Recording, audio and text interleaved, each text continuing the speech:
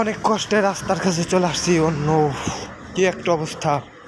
আমাদের ক্যাম্পাসে একটা DIP-2, তো ওইখানে গিয়েছিলাম। তো আসতে প্রায় সন্ধ্যা লেগে গেছে, অন্ধকার হয়ে গেছে। তো মেন রাস্তা দিয়ে আমি চিনি না, এর জন্য রম্বল দিয়ে আসতেছিলাম। এইখান দিয়ে দিনে একবার আসা হয়েছিল, এই কারণে এখনও চাচ্ছি এইখান দিয়েই যাই, কারণ রাস্তা দিয়ে আমি চিনি না। তো কতক্ষণ যে হাঁটা লাগবে নিজেও জানি না, পুরাই গোলক দাদার মতো হয়ে যাব পরে।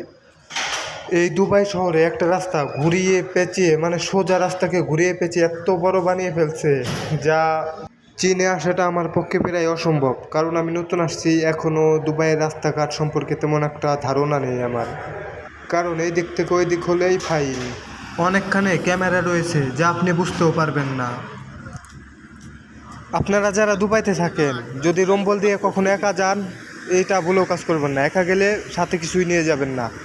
আর যদি সাথে কিছু থাকে তাহলে আপনার বন্ধু বান্ধব বা লোকজনের সাথে রম্বলের দিকে যাবেন, বা ওইখান দিয়ে যদি যাওয়ার কোনো দরকার থাকে তাহলেই যাবেন। তাছাড়া এইগুলো রাস্তা ইউজ করার চেষ্টা করবেন সবসময়।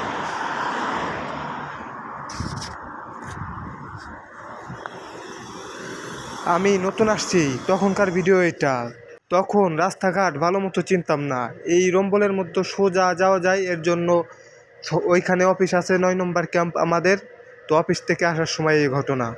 তো আমি এখন রাস্তায় চলে আসছি, তো সামনেই ক্যাম্প, এখন আর সমস্যা নেই।